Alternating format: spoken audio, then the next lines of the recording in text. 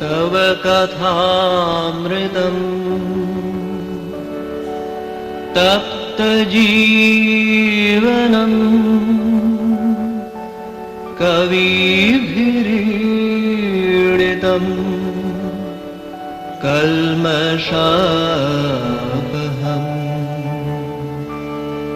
श्रवणमङ्गलम् श्रीमदाततम् भुवि गृह्णन्ति ये भूरिदा जनाः। এই আমেরিকাতে এরা সব অনেক ছোটবেলায় চলে এসেছেন, অল্প বয়সে। যাদেরকে দেখছেন এরা অনেক আগে আগে চলে এসে আমেরিকায় সেটেল করেছেন। সেটেল করতে অনেক স্ট্রাগল করতে হয়েছে, ওদের মুখে শুনেছি। এখন তো আমরা $5,000 না $10,000 বোধহয় অ্যালাউ করে আসার সময়, আর তখন কারুর আগে আগে 100, কেউ কেউ বলছে $8 পকেটে নিয়ে এসেছিল। $8 মাত্র। তখন ইন্ডিয়ার কীরকম কন্ডিশন ছিল। এসে এরা সমস্ত ইঞ্জিনিয়ার, তারপরে মেডিকেল স্টুডেন্টস বা মেডিকেলের এখানে এসে আবার নতুন করে মেডিকেল পড়ে তারপরেতে ওরা সেটেল করেছে। এখন মনে হয় যেন কত আরামে আছে, কিন্তু তার পেছনে যে কষ্টটা এটা বোঝা যায় না, জানা যায় না। আমাদের ওখানে সবাই কত সাপোর্ট করে। যারা নতুন বিয়ে করে এসছে, বউকে নিয়ে ছোট্ট একটা ঘরে থাকতে হচ্ছে, সারা দিন ভদ্রমহিলা ঘরের মধ্যে কথা বলে। আমাদের তো পাড়া প্রতিবেশী, এখানে তো তা নেই। কিন্তু এই স্বামী বাড়ি গেল অফিসে, রাত্রিরে ফেরা পর্যন্ত একলা একলা কত স্যাক্রিফাইস করেছে, কিন্তু কালচারটা ধরে রেখেছে। আপনি যদি যান দেখবেন, যখন আস্তে আস্তে এদের হাতে পয়সা হলো, একটু ওরা দাঁড়ালো, তখন কিন্তু মন্দির করেছে, তারপরেতে ওই সমিতিগুলো করেছে। যেমন বেঙ্গলি অ্যাসোসিয়েশন, একটা নর্থ আমেরিকা বেঙ্গলি কনফারেন্স বলে একটা অর্গানাইজেশন আছে। সারা আমেরিকাতে বিরাট এদের প্রতিপত্তি। বছরে একবার করে যখন করে, বিভিন্ন শহরে ঘুরে ঘুরে ওরা কিন্তু বিরাট অনুষ্ঠান করে, বিরাট। এই সাকসেসগুলো যদি আমাদের দেশে ওরা জানতে পারতো, স্ট্রাগল অ্যান্ড দেন সাকসেস। এখন কেউ আমেরিকা থেকে গেলেই আমাদের ওখানে মনে হয় ও আমেরিকা থেকে এসছে, প্রচুর বড় লোক, শো আপ করছে। শো আপ টপ নয়, কিন্তু কথাটা হচ্ছে এদের স্ট্রাগল তো কেউ জানে না, কোনো দিন কোথাও লেখা হয়নি। কিন্তু এইটা খুব জরুরি। আমি কাউকে পেলেই, যখন একজন মহিলা এসেছিলেন, উনি বললেন আমি ইংলিশে MA করেছি, এখন ল্যাঙ্গুয়েজ নিয়ে করছি রিসার্চ। আমি বললাম তো ইংলিশ জানাটা আছে ভালো, এখন এইগুলো একটু লেখো তো আমাদের দেশের পেপারগুলোতে, তাহলে লোকেরা জানবে কী যে পরিশ্রম করতে হয়। সকাল 5টা 5:30টার মধ্যে সব উঠে পড়ে, 7টা 8টার মধ্যে সব চললো অফিসে। মানে নারী পুরুষের কোনো স্বামী স্ত্রী দুজনেই চাকরি করছে, তাছাড়া উপায় নেই। ছেলে মেয়ে মানুষ করা যায় না, ভালো করে থাকা যায় না, দুজনেই চাকরি করছে। ভোরবেলা একটা গাড়ি নিয়ে আমরা ওখানে শুনি, প্রত্যেকে একটা করে গাড়ি। গাড়িতে এসেনশিয়াল, গাড়ি ছাড়া চলে না। আর যে গাড়ি চালাতে জানে না তার অবস্থা আমার মতো, জানলা দিয়ে বসে থাকতে হয়, কে কবে আসবে নিয়ে যাবে। তাছাড়া কোনো উপায় থাকে না, জানলা দিয়ে তাকাই কি আসছে, আমি কী করবো। এখন এই রকম অবস্থা, এরা এত পরিশ্রম করে, ছেলে মেয়েদের এত সুন্দরভাবে এদের সিস্টেমগুলো। যেই একটু বড় হলো, হাই স্কুলে গেল, 18 বয়স হচ্ছে, বাস তোমাকে গাড়ি চালানো শিখতেই হবে। ছেলেদের স্টুডেন্টদের শিখতেই হয়, শিখে টিকে তারপরেতে আস্তে আস্তে করে করে ওরা গাড়ি না চালালে কিছু হবে না। আবার সঙ্গে সঙ্গে গাড়ি মানেই রাস্তা, রাস্তা মানেই হোটেল হচ্ছে, তারপরে অন্যান্য এই ইকোনমিটা ডেভেলপ করে যাচ্ছে। এত সুন্দর, এইগুলো কিন্তু আমরা এত আলোচনা করি না, শুধু অন্যভাবে আর ভাবি। এই দেশটা যে স্বামীজি বেদান্ত প্রচার করলেন, তার কারণ এদের কনফিডেন্স, এদের প্ল্যানিং, প্রত্যেকটা ব্যাপারে একটা লক্ষ্য রেখে সাকসেস, অবশ্যই সাকসেস এক। আর দুই, যদি লক্ষ্য করে দেখেন, anything and everything that they are planning and doing for the betterment of the ordinary people. রাস্তাগুলো এত সুন্দর নয় কি যে এখান দিয়ে প্রেসিডেন্ট যাবেন। আমাদের দেশে যখন প্রাইম মিনিস্টার আসবে তখন রাস্তা সারায়, আর যদি প্রাইম মিনিস্টার না আসে রাস্তা ভাঙা। কিন্তু রাস্তা বানাবার টাকা কারা দিচ্ছে? আমরা দিচ্ছি। কি অদ্ভুত মানসিকতা এইটা! এত প্ল্যান, কারুর কোনো গাড়ি স্লো করতে হয় না, আর একটা রাস্তা থেকে একটা গাড়ি এসে মিক্স করছে। লক্ষ্য করে দেখেছেন কি প্ল্যানভাবে করেছে? প্রত্যেকটা জিনিস, যার হাঁটতে কষ্ট, হুইল চেয়ারে যাচ্ছে, তার জন্য ব্যবস্থা রয়েছে। Anywhere you go, physically challenged people, for them also everything available.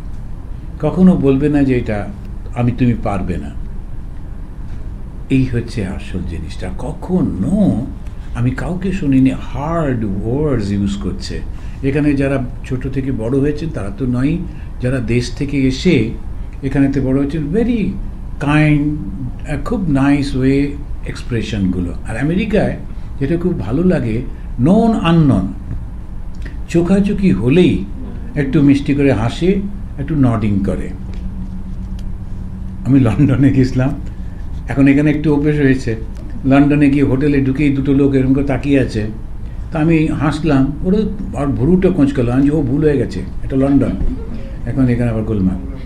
এখন এই যে কালচারাল, আর আমরা ওদের কাছ থেকে শিখি। আর আরেকটু আমাদের উল্টো, একবার যদি কেউ হাসলো তাকে এত কথা জিজ্ঞেস করি, তোমার বাবার নাম কি শুরু করে, তারা হাসতেও ভয় পায় যে না, দরকার নেই, হাসলে মুশকিল।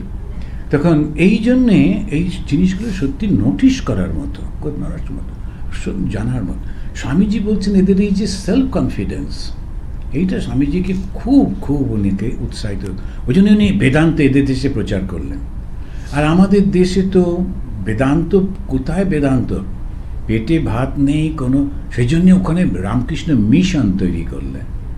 এখন এই 100 বছর পরেও আমরা দেখতে পাচ্ছি না মানুষের মধ্যে ওই কনফিডেন্সটা। অনেক, কিন্তু ইয়াং ছেলে মেয়েদের মধ্যে অনেকটা এসেছে। তাই আস্তে আস্তে হবে।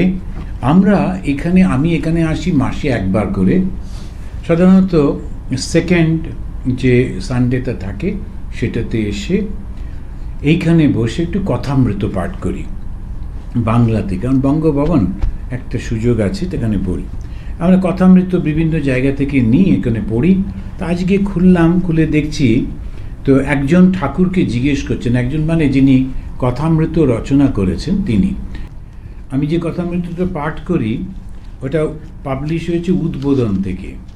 তো কথামৃত বোধহয় যখন 100 বছর হয়ে গেছিল তখন সবাই করছিল, উদ্বোধনও বার করেছিল। এটার বৈশিষ্ট্য হচ্ছে উদ্বোধনের বইটাতে ওরা ওই ডেট ওয়াইজ সাজিয়ে দিয়েছিলেন।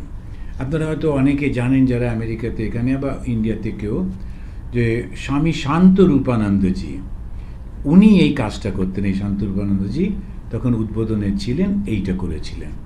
ওইটা ক্রোনোলজিক্যালি সাজানো আর ফুটনোট দিয়ে দেওয়া, ছোট ছোট কথা যেগুলো আমরা বুঝতে পারবো না বাঙালি, কিন্তু এমন কিছু কিছু বাংলা শব্দ যেগুলো বুঝতে পারা যায় না, সেটাতে ফুটনোট দিয়েছেন ইত্যাদি। তা আমরা পড়ছি ওই বইটা থেকে প্রথম খণ্ডে। এখানে মণি মানে যিনি বইটা নোট করেছিলেন ঠাকুরের কথাগুলো, তো কখনো মাস্টারমশাই, কখনো মণি, এরকমভাবে নাম দিয়েছেন। তো এই মণি বলছেন বা ভক্ত, এরকম অনেক রকমভাবে লিখেছেন। And I'm sorry, those who can't understand Bengali, you have to have a lot of patience to for at least for 1 hour. So মণি জিজ্ঞেস করছেন, ঈশ্বরকে দর্শন কি এই চোখকে হয়? That's a very good question, যে এই চোখে কি ঈশ্বরকে দেখতে পাই? আপনাদের মনে আছে যখন ওই মহাভারতটা দেখবেন, মহাভারতের সব বর্ণনা হবে, তখন কিন্তু ওকে দিব্য দৃষ্টি দিয়েছিলেন। সেটা একটা অন্য রকম। এই দিব্য দৃষ্টিটা কি? আমরা যে সেন্সে দেখি, আমাদের চোখটা মানে কি? আমাদের মন, সেই মনটা এই চোখের সঙ্গে যুক্ত হচ্ছে, তখন আমরা দেখছি। কিন্তু এটা তো কোনো বিষয় নয়, এটা তো কোনো অবজেক্ট নয়। এটা বেদান্তের যে খুব সুন্দর করে ওরা বোঝায় যে এটা কোনো অবজেক্ট থাকলে তবে তো তুমি সেন্স দিয়ে তুমি দেখতে পাবে। এই টেবিলটা রয়েছে, আমি হাতটা দিয়ে অবজেক্টটাকে টাচ করলাম, বুঝতে পারলাম। চোখ দিয়ে দেখলাম, কিন্তু যখন তুমি তোমার নিজের সত্তাটাকে দেখবে, ঈশ্বর মানে নিজের সত্তা, আমার অরিজিনালিটি, সেটাকে তুমি কিভাবে দেখবে? কেন তুমিই তো সে। এবারে ভগবান শ্রীরামকৃষ্ণ বলছেন তাকে চর্মচক্ষে দেখা যায় না। আমার ঠাকুরের কথা শুনে মনে হলো, ও আচ্ছা, এই চোখ দিয়ে দেখা যায় না, বোধহয় মাঝখানে একটা ত্রিনয়ন থাকে, ওই ত্রিনয়ন দিয়ে দেখে। না, এটা ত্রিনয়ন কিছু নয়। এই যে দিব্য দৃষ্টি বলা হচ্ছে, দিব্য দৃষ্টি কি না, তোমার যে সত্তা, যেটা তুমি, ও তো তুমি জানোই। সুতরাং যেই মুহূর্তে তুমি সেই মানসিক অবস্থায় পৌঁছবে, তখন কিন্তু তুমি তোমাকে সঙ্গে সঙ্গে দেখতে পাচ্ছ, তখন এই চোখটা লাগছে না। সেই জন্যে ঠাকুরকে যখন স্বামী বিবেকানন্দ ছোট নরেন্দ্রনাথ জিজ্ঞেস করলেন, আপনি ঈশ্বরকে দেখেছেন? উত্তরটা ঠাকুর কি দিলেন? দেখেছি, তোকেও দেখাতে পারি, এখন যেমন তোকে দেখছি তার থেকেও অনেক পরিষ্কার। কেন? এই চোখের দৃষ্টির মধ্যে যদি আমার কোনো চোখের সমস্যা থাকে, তো without specs, without the glasses, I won't be able to see. বা যদি আমার চোখে চশমা থাকা সত্ত্বেও যদি আমার ঠিক পাওয়ারটা না থাকে, আমি ভুল দেখি, অতটা হেজি দেখি, ঠিক দেখতে পাই না। কিন্তু যখন আমার সত্তাকে আমি দেখছি, তখন তো চশমাও লাগে না, কোনো কিছু না। একটা লোক ঘুমোচ্ছিল চশমা পরে, ওর বন্ধু জিজ্ঞেস করলো, চশমা পরে ঘুমোচ্ছিস কেন? বলে, নইলে স্বপ্নটা এলে ভালো করে দেখতে পাবো না।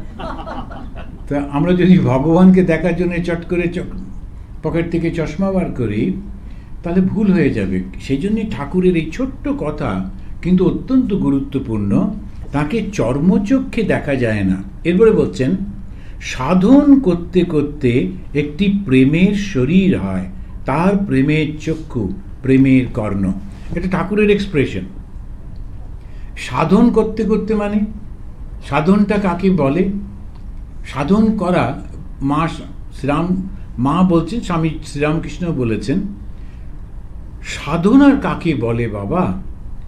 যেন তেন প্রকারে মনটাকে ঈশ্বরের চরণে রাখা। আমরা সাধন মানেই উপোস করা, সাধন মানেই খালি পায়ে হাঁটা, সাধন মানে একটু শারীরিক কষ্ট করা, ওগুলো কিছু কিছু করতে হয়, কিন্তু ওটাই সাধনা নয়। সাধনাটা কি?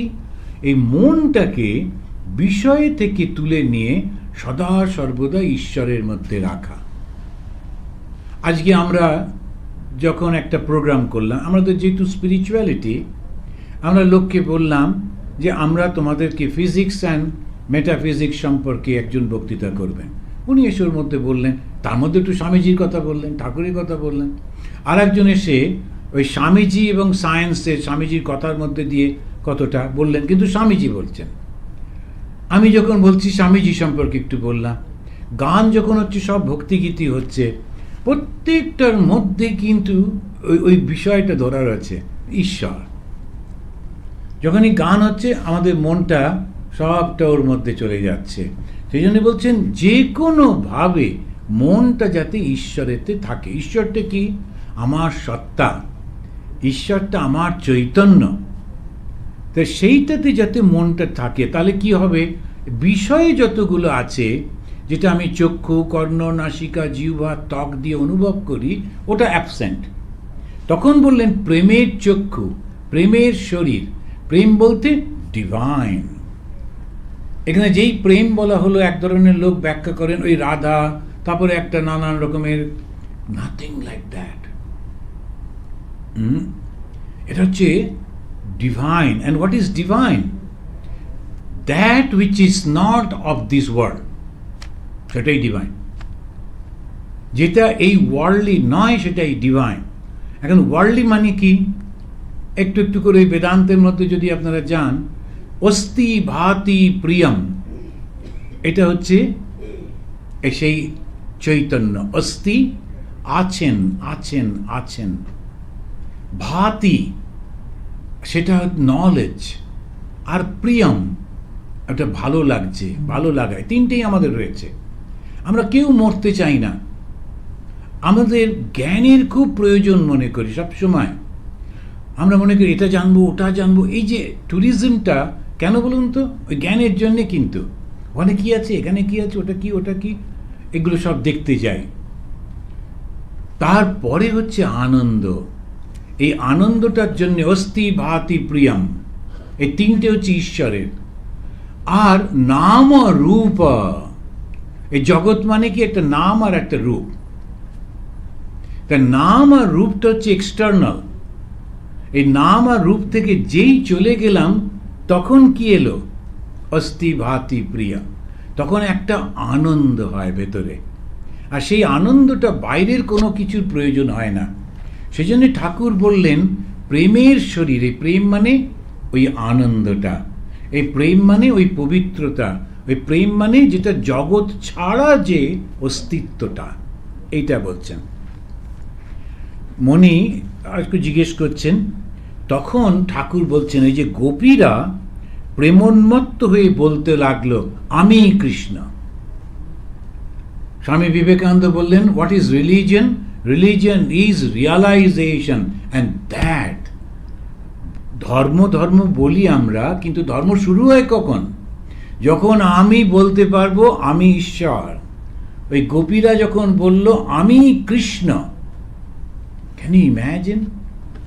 অন্য ধর্ম বললে সঙ্গে সঙ্গেই মাথাটাই থাকবে না, সঙ্গে সঙ্গে মেরে ফেলবে। কেন? Blasphemy, you can never be god.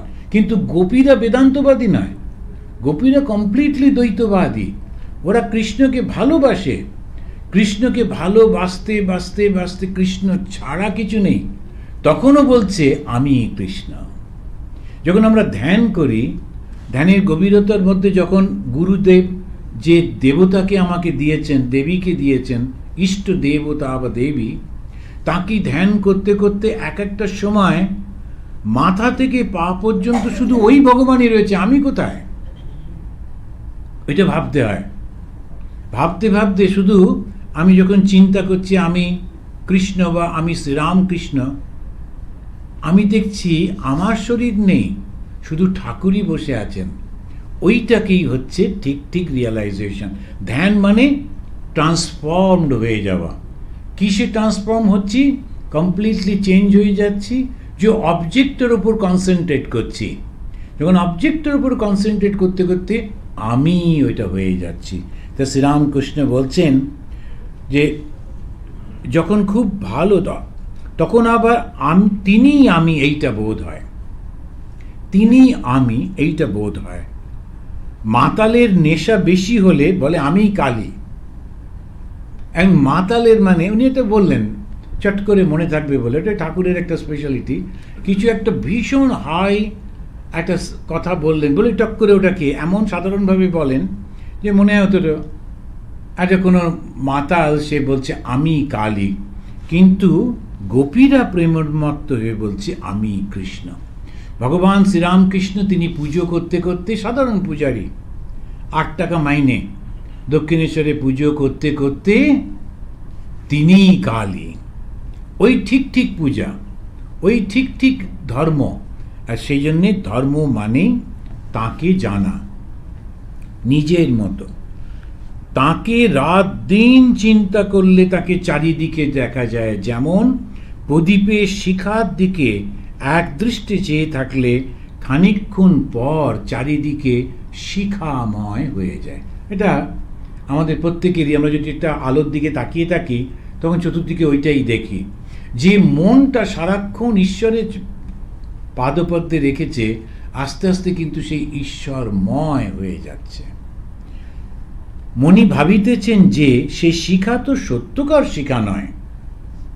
ঠাকুর একটা উদাহরণ দিলেন, মাস্টারমশাই সঙ্গে সঙ্গে মনের মধ্যে, কিন্তু ওটা তো সত্যকারের শিখা তো নয়। তাহলে ঠাকুর অন্তর্যামী, ও চিন্তা করার সঙ্গে সঙ্গেই বলছেন চৈতন্যকে চিন্তা করলে কি অচৈতন্য হয়? শিবনাথ বলেছিল ঈশ্বরকে 100 বার ভাবলে বেহেড হয়ে যায়। আমি তাকে বললাম চৈতন্যকে চিন্তা করলে কি অচৈতন্য হয়? চৈতন্য হচ্ছে চেতনা, আর অচৈতন্য চেতনাহীন। তা চেতনার কাছে গিয়ে আমি অচৈতন্য হব কি করে? এইটাই হচ্ছে যে আমরা যখন মনে করি ভগবান মানে একটা শুধু মাটির রূপ, তা কিন্তু না। ভগবান মানে হচ্ছে সেই চৈতন্য। তখন মণি বলছে, আজ্ঞা বুঝেছি, এ তো অনিত্য কোনো বিষয় চিন্তা নয়। যিনি নিত্য চৈতন্য স্বরূপ, তাঁকে মন লাগিয়ে দিলে মানুষ কেমন করে অচৈতন্য হবে? শ্রীরামকৃষ্ণ প্রসন্ন হইয়া, ওই ব্যাখ্যাটা শুনে ভালো লেগেছে যে একটু বুঝেছে। এইটি তাঁর কৃপা। তাঁর কৃপা না হলে সন্দেহ ভঞ্জন হয় না। শ্রীরামকৃষ্ণ তো গুরু, আর মণি মানে তিনি তো আগে, ঠাকুর নিজেই বলছেন, তোমাকে চৈতন্যের দলে দেখেছিলাম। তো চৈতন্য মহাপ্রভুর সঙ্গ করেছেন এবং তার সাথী ছিলেন। এরা সব ঠাকুরের সঙ্গে এসেছেন ঠাকুরের এই লীলাটাকে প্রস্তাই করতে। তো ওর মধ্যে একটা ডাউট এসছে, যখন আমরা একটা শিখার দিকে তাকাই, খানিকক্ষণ পর চারিদিকে শিখাময় দেখি, ও সেটা তো অরিজিনাল নয়, এটা তো একটা ভুল দেখা। সঙ্গে সঙ্গে মুখে কিছু বলেনি, মনেই শুধু বলল। সঙ্গে সঙ্গে ঠাকুর বলছেন যে যদি তুমি ভাবছো আমি তো অচৈতন্যের কথা বলছি না, চৈতন্য। এই চৈতন্যকে যখন চিন্তা করছো তখন তো তুমি চৈতন্যময় হচ্ছ। তারপরে যখন ও ওটা মেনে নিল, ঠাকুর খুশি হলেন। এবং ঈশ্বরের কৃপা না হলে বিশ্বাস হয় না। কিছু কিছু লোক কিছুতেই বিশ্বাস করতে পারে না, কিছুতেই না। এখন যখন ওরা বলছেন যে আমি বিশ্বাস করি না, কি দিয়ে বলছেন? মন দিয়েই তো বলছেন। মনটা চিন্তা করে কি করে? এই কতগুলো বিষয়কে নিয়ে সেটাতে পারমুটেশন কম্বিনেশন করে তারপরে একটা রেজাল্টে আসে। আর মনটা কি? মনটা একটা টেম্পোরারি, যার ওপরে আত্মার চৈতন্যের রিফ্লেকশন বলে ও নিজে মনে করে আমি আমি। সেই মনটা, এই যে ঠাকুরের উদাহরণ, একটা পটল আর একটা আলু, টকবক করে আলু জল ফুটছে, ওর মধ্যে লাফাচ্ছে। একটা হাঁড়ির মধ্যে জলটা ফুটছে, পটলটাও লাফাচ্ছে, আলুটাও। আর দুজনে কম্পিটিশন করছে। আলু বলছে এই দেখ আমি কতটা উঠলাম, আর পটল বলছে তোর থেকে বেশি উঠেছি। কিন্তু ভুলেই গেছে তলায় আগুন আছে। ওরা কি লাফাতে পারে? এই আগুনটার জন্যে ওইটা আমরা ভুলে যাই। আমার যে বুদ্ধি দিয়ে আমি ঈশ্বরকে বিচার করছি, ওই বুদ্ধিটা কোথা থেকে এলো এটা তো মনে পড়ছে না। এটা কিভাবে আমরা কতগুলো থিওরি দিয়ে দিলাম যে এরকমভাবে হয়ে যাচ্ছে, একটা কেমিক্যাল বডির মধ্যে এই করে এটা, ওটাই বা কী করে এলো? করতে করতে যাও দেখি, কোনো আনসার পাবে না শেষমেশ। একজন ভদ্রলোক প্রচণ্ড প্রায় রেগেই গেলেন, না কর্ম থিওরি আমি মানি না, এই যে লোকগুলো খারাপ কাজ করছে বেশ তো আনন্দে আছে। আমি বললাম সবাই আনন্দে থাকে না, মাঝে মাঝে ধরা পড়ে, যেমন এই একজন ধরা পড়েছে, এরকম অনেক আছে। ধর্মের নাম নিয়ে বেশ ঠকাচ্ছিল, মহা আনন্দে মিনিস্টার হয়েছিল, কিছুদিন একটু লালবাতি লাগানো গাড়িতে ঘুরেও ছিল, এখনও লালবাতি লাগানো গাড়িতেই আছে কিন্তু পুলিশের সঙ্গে। তো এখন এই যেগুলো হয় চোখের সামনে দেখছি যে এইগুলো হচ্ছে, কর্ম তার ফল। খারাপ কর্ম করেছো, খারাপ ফল হচ্ছে। ভালো কর্ম করলে তো ভালো ফল হবেই। ওই রকমই ধর্ম নিয়ে একটা মানুষ একটা কোনায় পড়েছিল এবং পড়ে মানুষের উপকার করতেন। কেউ এসে কান্নাকাটি করলে নিজের আধ্যাত্মিক শক্তি দিয়ে তাকে আশীর্বাদ করতেন। তাকে তখন সে মারা গেছে কবে, সেইখানেতে তার মূর্তি করে এখনও লোকেরা যাচ্ছে। কই তার নামে তো কোনো নিন্দা হয়নি, তাকে তো পুলিশ অ্যারেস্ট করেনি। তার মানে ভালো কর্মের ভালো ফল তো হবেই, খারাপ কর্মের খারাপ ফল। এটাই যদি এখানে দেখি, আমি সারা জীবনে যত চিন্তা করেছি খারাপ এবং ভালো, ওগুলো কি এমনি চলে যাবে? ওটাও তো কর্ম। ফিজিক্যালি কর্ম করলে ধরা পড়ে বা পড়ে না, তার ফল আবার অন্যরকম। কিন্তু যে চিন্তাতে তুমি যে হিংস্রতা আনছো, তোমার গল্পের মধ্যে দিয়ে, তোমার নাটকের মধ্যে দিয়ে, তোমার সাহিত্যের মধ্যে দিয়ে, তোমার বক্তব্যের মধ্যে দিয়ে, কবিতার মধ্যে দিয়ে, এই মানুষকে উত্তেজিত করছো, খারাপ পথে নিয়ে যাচ্ছ, ওটা কর্ম নয়? এমনি মনে মনে যদি খারাপ চিন্তা করে যাই, ওটা খারাপ কর্ম নয়? আর তার কোনো ফল হবে না? হবেই হবে। সেই জন্য এই দনি পোলো ও ঠিক নজর রাখছেন ওপর থেকে। ওই জন্য আপনি দেখবেন আমাদের একেবারে ভারতবর্ষের মাঝখানেই প্রায় বসিয়ে রেখে দিয়েছে জগন্নাথ। হাত নেই, পা নেই, কিন্তু বড় বড় দুটো চোখ, চোখের আবার পাতাও নেই।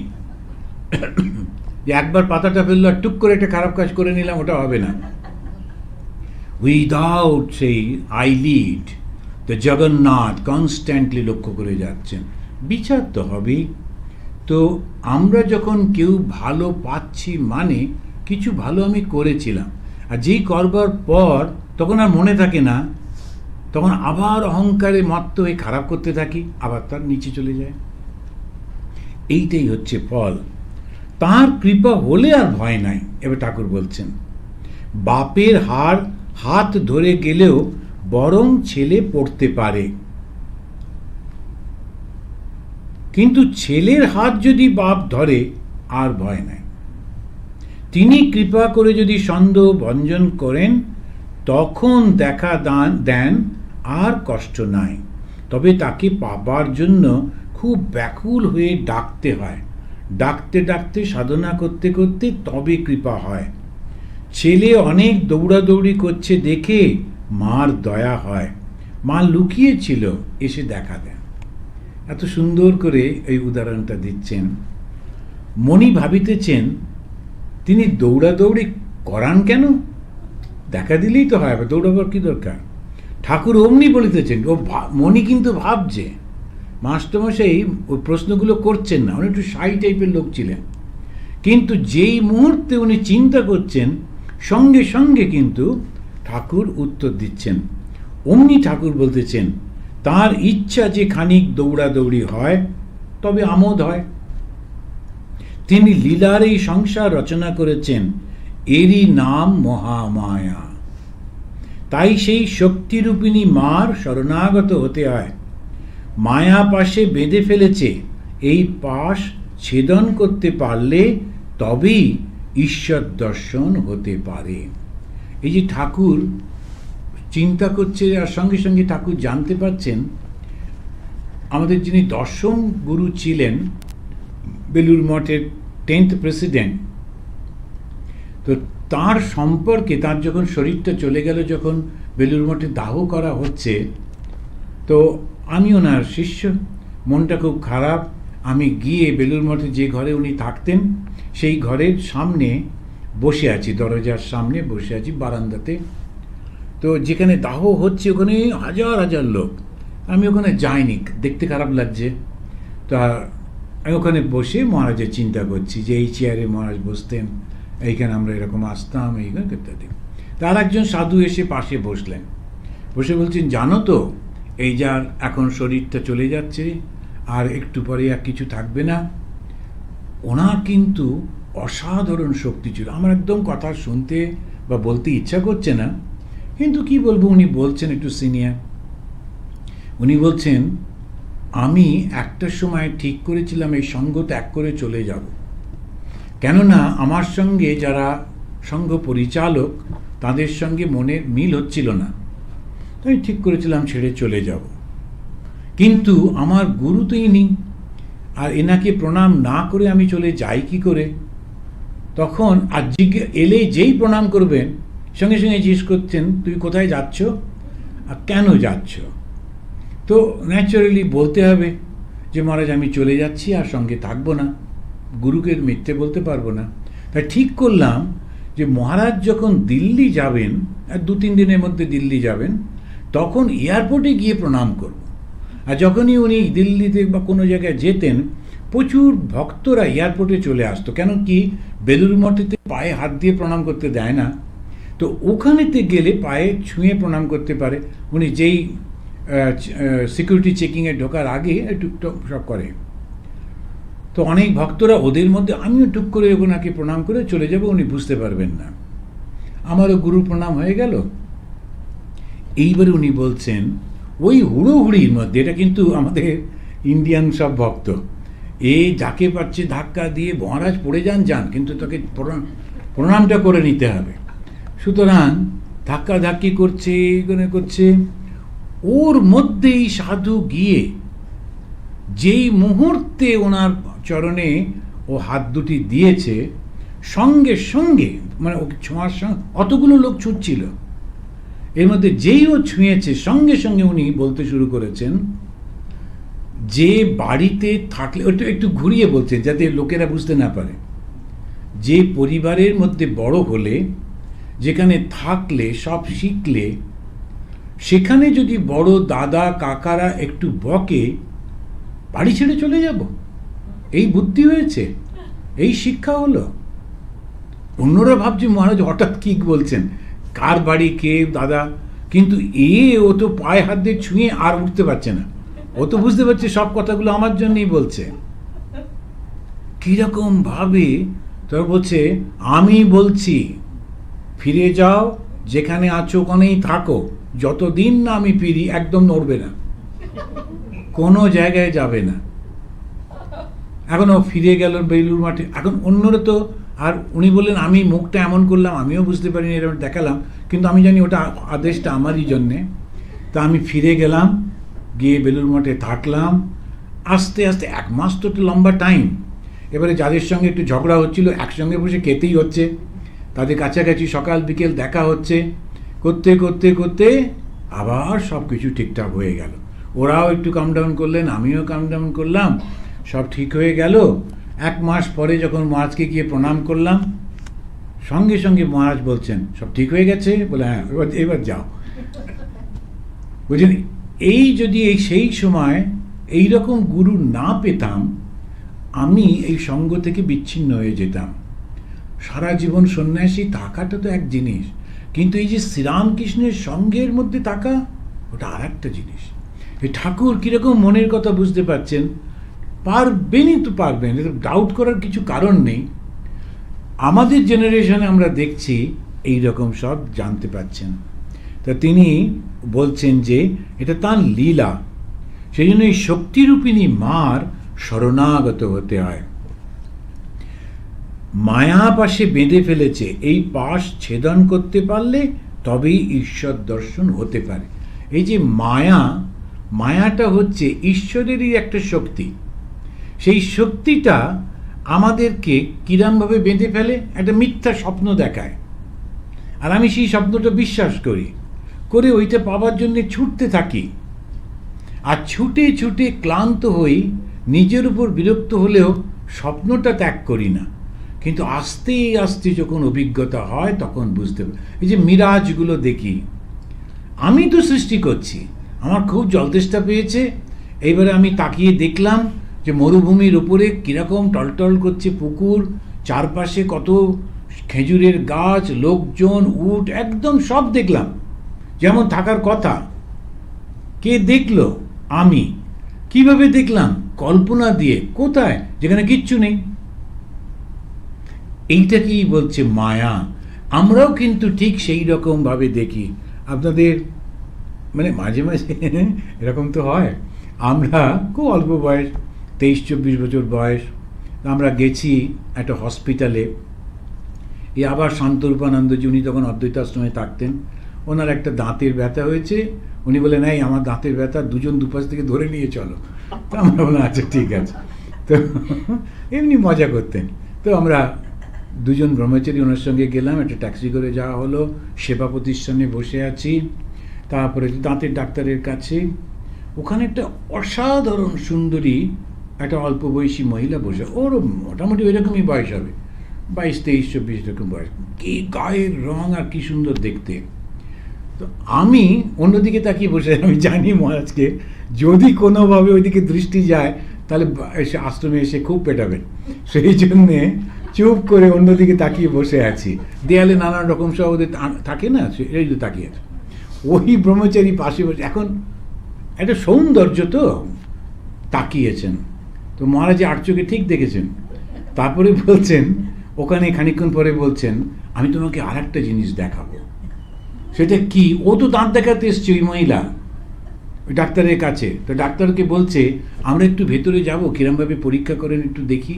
হ্যাঁ, আমাদেরই তো আশ্রম। তো ডাক্তার বললো আসুন। আমাদের দুজনকে নিয়ে উনিও গেলেন, আমরা দাঁড়িয়ে থাকলাম। ওই ডাক্তারে যেমন করে অনেকটা হাঁ করিয়ে, তো দেখতে গেছেন ভেতরটা ঘায়ে ভর্তি, আর কি বিভৎস। তখন মহারাজ ওকে এরকম ধাক্কা দিয়ে বলছেন এইটাই আসল রূপ। ওই বাঁধ দিয়ে ধাক্কা দিয়ে বলছেন ওইটাই আসল রূপ, বুঝলে, ওপর যেটা ওটা রং টং করা, ওটা ঠিক।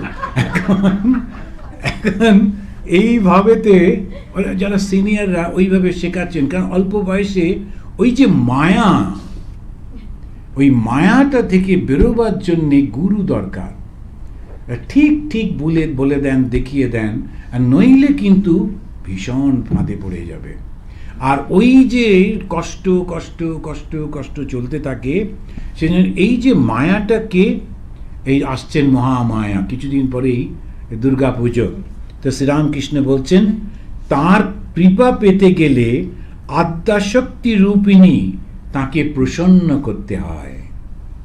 এই যে হিন্দুরা কালী পুজো দুর্গা পুজো কেন করে? কারণ আদ্যাশক্তি রূপিণী, আদ্যা মানে আদি, প্রাইমাল, শক্তি রূপিণী is the original power, primal power. আর primal means it is from God. একটা পাওয়ার যেটা হচ্ছে তার সৃষ্টি একদম শুরু হচ্ছে যখন থেকে সৃষ্টি হয়েছে, সেজন্যে অলওয়েজ উইথ গড। তো এই প্রাইমাল আদ্যাশক্তি রূপিণী তাকে প্রসন্ন করতে হয়, তিনি মহামায়া। এই শব্দগুলো আমরা সব শুনি। তো মহা মানে দ্য গ্রেটেস্ট, মায়া মানে ইলিউশন। দ্য গ্রেটেস্ট ইলিউশন এমন ভেলকি লাগিয়ে দেয় বুঝতেই পারবেন না এটা সত্যি নয়। তা আমাদের কলকাতা এখন জানি না, আমাদের ছোটোবেলায় রাস্তাঘাটে কেউ হঠাৎ করে দাঁড়িয়ে ইয়ে করতো, এই ম্যাজিক দেখাতো। স্কুল থেকে আস্তে আস্তে দাঁড়িয়ে গেলাম, ম্যাজিক দেখাচ্ছে, প্রচুর সব ডিম এখান থেকে ওখান থেকে সব ডিম। একটা আমার বন্ধু ওর পাশে ছিল, একটু বড় গোয়া, ওই ম্যাজিশিয়ানকে কখনো এরমভাবে চ্যালেঞ্জ করে? ও বলছে এগুলো সব আপনি মিথ্যা দেখাচ্ছেন, আমি জানি। বলছি জানো, এসো এসো, আচ্ছা ধরো তো দেখি কীরকম। যেইও গেছে ওর মাথার উপর থেকে একটা টক করে ডিম বার করলো, মাথার পেছন থেকে একটা ডিম, তারপর হাত থেকে ডিম, ভয়ঙ্কর চতুর্দিক থেকে ডিম বেরোচ্ছে। বলছে আরে একে ধরে রাখুন, প্রচুর ডিমের সাপ্লাই দিচ্ছে। আর সত্যি সত্যি ডিম। আমরা করে অবাক, আর ও বাবারে মারে করে ছুটে ওখান থেকে লাফ দিয়ে নেমে পারে পালিয়েছে। এই মহামায়া এমন মায়া দেখায় যে ইউ ক্যান নেভার গো। ওই চ্যালেঞ্জ করতে গেলে ভীষণ বিপদ। তখন কি করতে হবে? তারই কাছে গিয়ে ওকে জড়িয়ে ধরতে হবে। এখন যদি গিয়ে ওই ম্যাজিশিয়ানকে বলতাম স্যার আমি সরি, আপনি দেখতে এসেছিলাম, আপনি কীভাবে করেন, পরে একটু শিখিয়ে দেবেন, ও কিন্তু আচ্ছা পরে দেখিয়ে দেবো। সত্যি সত্যি ওটা সত্যি নয়।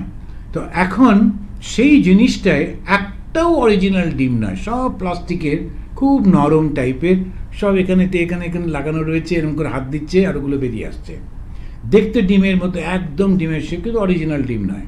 পরে আমাদেরকে ও দেখে, ছোটো ছিলাম তো, দেখে বুঝিয়ে দিল। কিন্তু ওই চ্যালেঞ্জ করলে বিপদ, মহামায়াকে চ্যালেঞ্জ করলে খুব বিপদ। কে চ্যালেঞ্জ করতে পারে? শঙ্করাচার্য, বিবেকানন্দ, এরা চ্যালেঞ্জ করতে পারে, কেননা এরা একেবারে বাইরে। আমরা গিয়ে একদম পায়ে পড়তে হবে, আমি জানি তোমার, কিন্তু আমাকে ওই বন্ধনের মধ্যে ফেলো না। তাই ঠাকুর বলছেন জগৎকে মুক্ত করে সৃষ্টি স্থিতি প্রলয় করছেন, তিনি অজ্ঞান করে রেখে দিয়েছেন। এই মহামায়া দ্বার ছেড়ে দিলে তবে অন্দরে যাওয়া যায়। বাইরে পড়ে থাকলে বাইরের জিনিস কেবল দেখা যায়, সেই নিত্য সচ্চিদানন্দ পুরুষকে জানতে পারা যায় না। তাই পুরাণে কথা আছে, মধুকৈটব বধের সময় ব্রহ্মাদি দেবতারা মহামায়া স্তব করেছিলেন। এই যে মধু আর কৈটব কার থেকে জন্মেছিল? ভগবানের থেকে। বিষ্ণু যখন ঘুমিয়েছিলেন তার ইচ্ছাতে, বিষ্ণুর ইচ্ছাতে ব্রহ্মা সৃষ্টি হয়েছিল। আর সেই ব্রহ্মা হচ্ছে দ্য ফার্স্ট বর্ন, প্রথম সৃষ্টি। কেন না ব্রহ্মার থেকে জগৎ সৃষ্টি হবে। কিন্তু বিষ্ণু চান আর না চান, সঙ্গে সঙ্গে তার শরীরের মল থেকে, কানের মল থেকে দুটো দৈত্য জন্মেছিল, মধু আর কৈটব। এই দৈত্য কেন বলল? জন্মাবার পর থেকেই ওরা খারাপ চিন্তা। ওরা নেমে দেখছে চতুর্দিকে শুধু জল, কোথাও কিচ্ছু নেই। এদিক ওদিক তাকাতে তাকাতে হঠাৎ করে নজরে পড়ল ব্রহ্মা বসে আছে একটু ওপরে, পদ্মফুলের ওপর। যে মুহূর্তে বসে ওকে দেখলো, ও কেন ওপরে বসে থাকবে, আমরা জলের মধ্যে, ওকে শুকনো বেশ আরাম করে বসে, ওকে মারো। এখন ব্রহ্মাকে যখন মারতে যাচ্ছে, তখন ব্রহ্মা তাড়াহুড়ো করে বিষ্ণুকে বললেন, আমি তো লড়তে পারবো না, আপনি জাগ্রত হন। বিষ্ণু স্বয়ং উঠে কিছুতেই ওদেরকে যুদ্ধে পরাজিত করতে পারছেন না। শেষে তিনি তার মায়াকে জিজ্ঞেস করলেন যে কেন এরকম হচ্ছে, আমি কেন ওদের পরাজিত করতে পারছি না? তখন ওরা বললেন যে আসলে তো আপনারই সৃষ্টি, আপনারই আর একটা রূপ। এখন এই অহংকার দিয়ে ওদেরকে আপনার থেকে বিচ্ছিন্ন করতে হবে। এটা কে করবে? ওই বিষ্ণুরই শক্তি, মায়া ওদের মধ্যে প্রবেশ করে অহংকার সৃষ্টি হলো। ওরাই বিষ্ণুকে বলছে, হে বিষ্ণু, তোমার সঙ্গে যুদ্ধ করে খুব খুশি হয়েছি, আচ্ছা একটু বিশ্রাম নিই, আবার যুদ্ধ করব, খুব খুশি হয়েছে। তখন বিষ্ণু বলছেন, আচ্ছা তোমাদেরকে আমি তো মারতে পারছি না, কেমন করে তোমাদেরকে মারতে পারবো? তখন ওরা বলল, এই যখন দিন নয়, রাত নয়, জল নয়, স্থল নয়, অস্ত্র নয়, শস্ত্র নয়, এইরকম একটা অবস্থাতে তুমি মারতে পারো সেগুলো। তখন বিষ্ণু তার থাইয়ের উপর ওদেরকে রেখে, যখন সকালও নয়, রাত সন্ধেও নয়, এইরকম একটা অবস্থার মধ্যে নিজের নখ দিয়ে ওদেরকে হত্যা করলেন ইত্যাদি। এখন এই যে বলতে গিয়ে কেন বলছেন, ভগবান বিষ্ণুর থেকেই সৃষ্টি হচ্ছেন ব্রহ্মা, আবার ভগবান বিষ্ণুর থেকেই সৃষ্টি হচ্ছেন মধুকৈটব। তা আমরাও ভগবান থেকে সৃষ্টি, কিন্তু সৃষ্টির পর আমরা কোন দিকে যাব? ব্রহ্মার দিকে যাব না মধুকৈটবের দিকে যাব? সেইটা আমাদের চিন্তা করতে হবে। আর ব্রহ্মার দিকে যেতে গেলে তার শক্তিকেই ধরতে হবে। শক্তি জগতের মূলাধার, মূল আধার, মূল জিনিসটাই হচ্ছে একদম তিনি যে প্রথম থেকে ধরে রেখেছেন। সেই আদ্যাশক্তির ভিতর বিদ্যা মায়া, অবিদ্যা মায়া দুটোই আছে। এর খুব সুন্দরভাবে উপনিষদের সেই গল্পটা, যেখানে ঋষি যাজ্ঞবল্ক্য তিনি চলে যাবেন, তার দুই পত্নী তাদেরকে বললেন, আমার সব সম্পত্তি তোমাদেরকে ভাগ করে দেব, দুজনকে।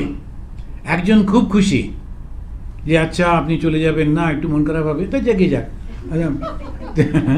আমরা চিন্তা করে নেবো আপনাকে। না, ও বলেনি, আমি বলছি, আমিও জানি না বলেছিল কিনা। তো এখন এই যে ঠিক আছে, আমরা একটা চিন্তা করে নেবো ক্ষণ, বছরে একবার করে, কিন্তু আপনার সম্পত্তি। আর একজন তিনি বলেন, আচ্ছা আমাকে বলুন, এই এত সম্পত্তি থাকা সত্ত্বেও আপনি ছেড়ে দিয়ে কোথায় যাচ্ছেন? উনি বলেন, আনন্দের খোঁজে যাচ্ছি। বলে, আমরা তো এই সম্পত্তি, টাকা পয়সা সব কিছু আনন্দের জন্যে, যদি সে তাতে আনন্দ না পাই, তাহলে আমি এটা নিয়ে কি করব? আমি আপনার সঙ্গে চলে যাব, আমিও আনন্দের খোঁজ যেতে পেতে পারি, আপনি সেই শিক্ষা দিন।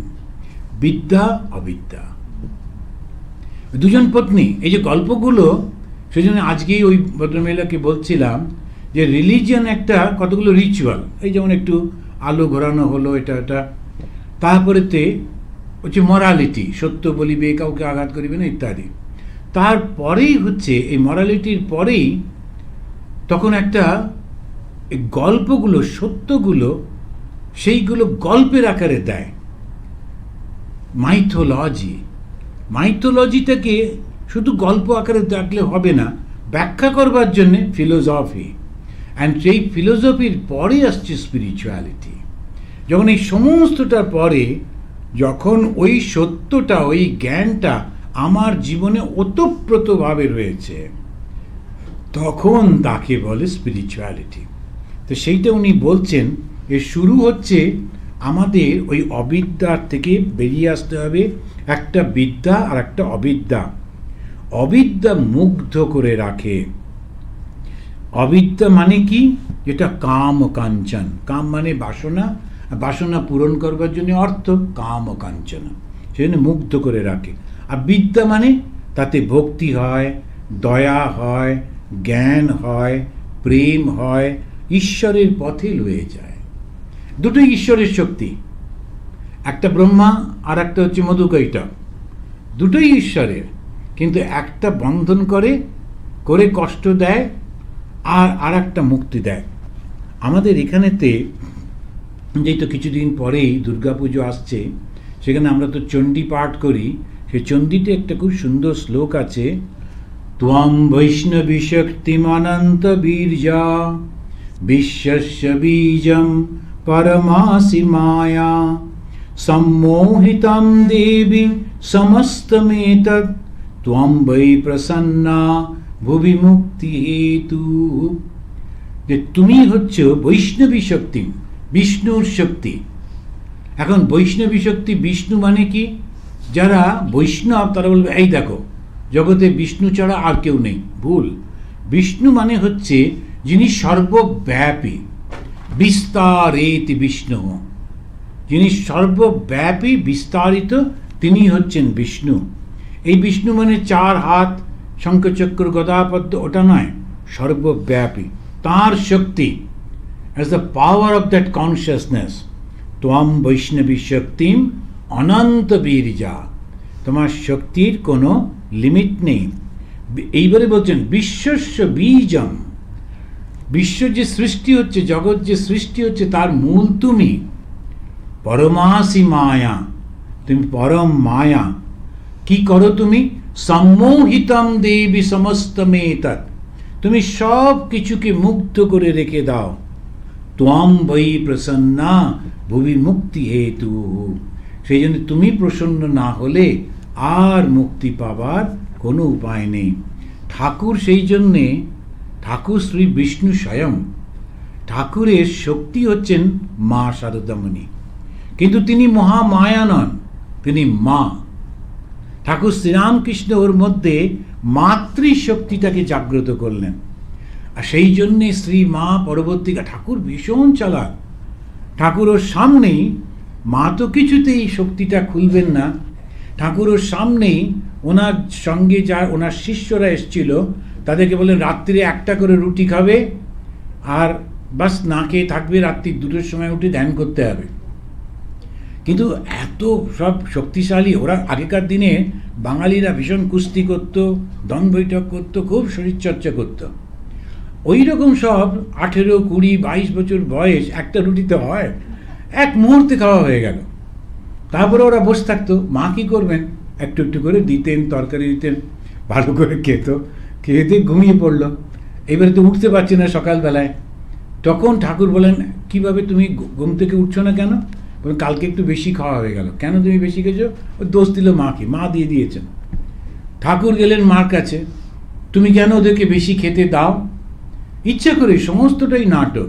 এইবারে মা বললেন, আমার ছেলেদের কিসে মঙ্গল হবে ওটা আমি জানি, তুমি ওটা নিয়ে আর চিন্তা করো না। 2টো রুটি খেয়ে একটু যদি ঘুমিয়েও নেয়, ওদের যা কল্যাণ হবার হবে, ওটা আমি দেখব।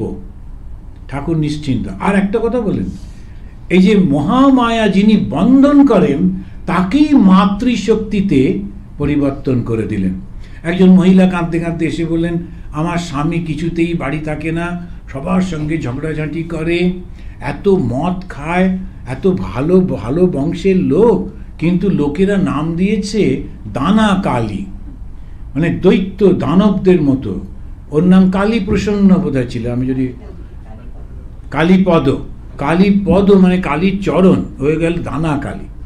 এখন সেই তখন ঠাকুর বলে, আমি ওসব করতে পারি না। তবে একজন মহিলা আছেন ওই বাড়িটাতে, মানে দক্ষিণেশ্বর দেখেছেন ঠাকুরের ঘর আর মায়ের যে ছোট্ট ঘরটা, ওই ঘরটাতে একজন মহিলা আছেন। আমার স্ত্রী সেটা বললেন না, বলে একজন মহিলা আছেন, ওর অনেক শক্তি, ওর কাছ থেকে গিয়ে দেখো। ওই ভদ্রমহিলা ছুটলেন। মা বললেন, আরে আমি তো ওরই চরণে পড়ে আছি, সব শক্তি ওনার কাছে, তুমি যাও। আবার এলেন, আবার ঠাকুর বললেন, না তুমি যাও। 3বার 4বার হবার পর মা আর থাকতে পারলেন না, ঠাকুর নিষ্ঠুরের মতো ফিরিয়ে দিচ্ছেন। কেন কি ওই মাতৃভাবটাকে জাগ্রত করছেন। মা তখন ওকে একটু মন্ত্রপুত ফুল দিলেন এবং সেই দানাকালি খুব ভক্ত হয়ে গেল। এখন এই মাতৃভাব জাগ্রত করলেন। শেষে মা বললেন, যে আমাকে মা বলে ডাকবে আমি তাকে ফেরাতে পারবো না। এটা অসাধারণ সুযোগ আমাদের সামনে। শুধু মা বলে ডাকতে হবে, কিন্তু আবার ওইটাও মনে রাখতে হবে, ডাক দেখি মন ডাকার মতো কেমন শ্যামা থাকতে পারে। এমনি এরকম একটা মা বলে দিলাম ওরকম বললে হবে না, ঠিক ঠিক করে মা বলে ডাকতে হবে, তাহলেই হবে। অবিদ্যাকে প্রসন্ন করতে হবে, তাই শক্তির পূজা। তিনি প্রসন্ন করবার জন্যে নানাভাবে পূজা গ্রহণ করেন। এখন আজকে আমরা এইখানে শেষ করব। এই যে শক্তির পূজা আসছে এ পরপর হবে, এই যে হিন্দুরা এরা শক্তির পূজা করে কেন? কেননা আমরা অনেক সময় না জেনে করি। তা আমার খুব মনে হয় এই ছোট্ট প্যারাগ্রাফটা প্রত্যেকটা দুর্গা পূজার মণ্ডপে বারবার পাঠ করা দরকার, যাতে ওরা বুঝতে পারে, মানুষরা বুঝতে পারে আমরা কোথায় যাচ্ছি, কেন পুজোটা করছি।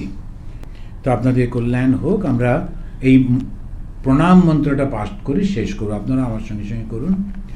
নিরঞ্জনম নিত্যম অনন্তরূপম ভক্তানুকম্পা ধৃতবিগ্রহম বৈ